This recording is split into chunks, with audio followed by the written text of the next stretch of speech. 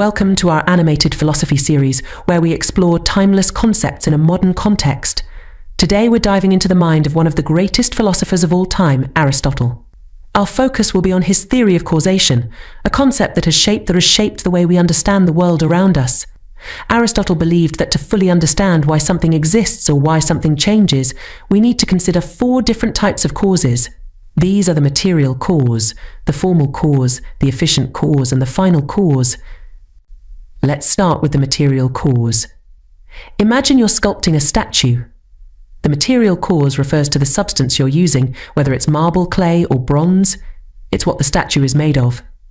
In Aristotle's view, everything that exists has a material cause. A plant, for instance, has its roots in the soil, water, and nutrients that contribute to its physical form. Without the material cause, the object or being in question simply couldn't exist. Next, we have the formal cause. This is the blueprint, the design or the pattern that gives shape to the material. Think of the statue again. Before the sculptor begins chiseling, they have an idea, a concept of what the statue will look like, a warrior, a god, or maybe an abstract shape. This idea is the formal cause. It's the essence or the structure that makes a thing what it is. In the case of the plant, the formal cause is the genetic blueprint that dictates how it will grow, what leaves, flowers, and fruits it will produce. Then we move on to the efficient cause. This is perhaps the most straightforward. It's the agent or the force that brings something into existence. For our statue, the efficient cause would be the sculptor who carves the marble or molds the clay. In the case of the plant, the efficient cause is the process of growth, driven by sunlight, water, and nutrients, basically everything that enables the plant to develop from a seed into a full-grown organism. The efficient cause is the how of a thing's existence.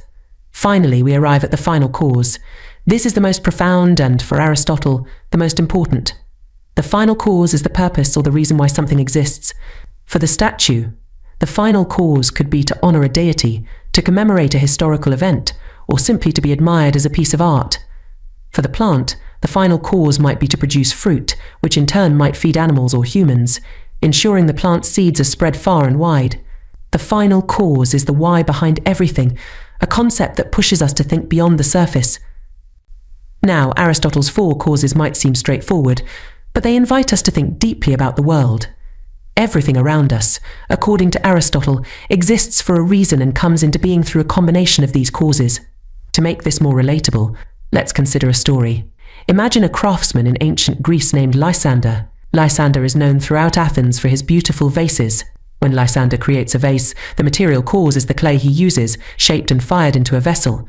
The formal cause is the design, perhaps a pattern of vines or figures from myth, that Lysander envisions before he even touches the clay. The efficient cause is Lysander himself, his hands moulding and shaping the clay on his potter's wheel. And the final cause, perhaps it's to hold wine at a feast, to be offered as a gift, or to serve as a symbol of wealth and status.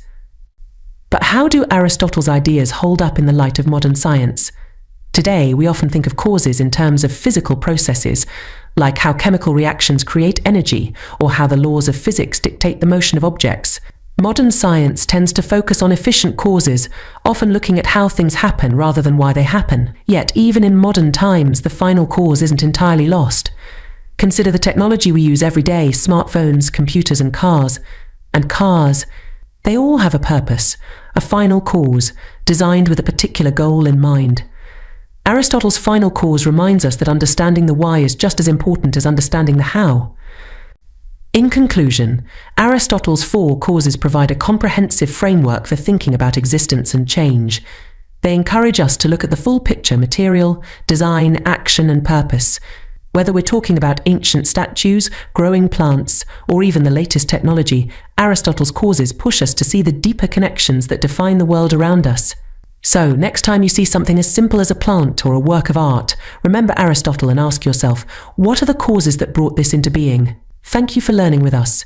Don't forget to like, subscribe, and hit the notification bell for more insights into similar echoes.